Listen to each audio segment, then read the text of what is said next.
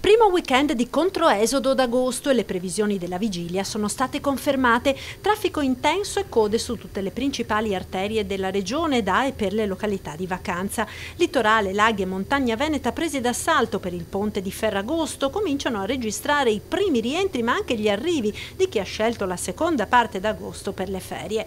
Rallentamenti e incolonnamenti hanno caratterizzato tutta la giornata anche per alcuni incidenti che hanno ulteriormente aggravato la situazione.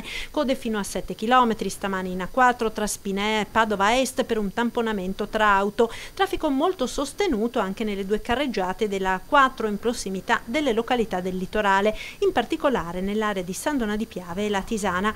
Un lungo serpentone di auto anche verso la montagna stamane, coda in A27 direzione nord dalla Marca fino a Pian di Vedoia e all'innesto con la 51 di Alemagna. E bollino rosso è previsto anche per la giornata di domani. Bollino rosso, ricordiamo a tutti che significa che il traffico è assolutamente intenso su tutta la rete viaria principale e suscettibile di imprevisti che lo possono congestionare e bloccare in qualunque momento, trasformandolo in cosiddetto codice nero, cioè traffico bloccato e quindi code, lunghe code e disagi per la circolazione. La raccomandazione per chi deve mettersi in viaggio è sempre quella della prudenza, informandosi sulle condizioni del traffico. Si ricorda che il divieto di circolazione per i mezzi pesanti, che oggi si è concluso alle 16, riprenderà domani, domenica, dalle 7 alle 22.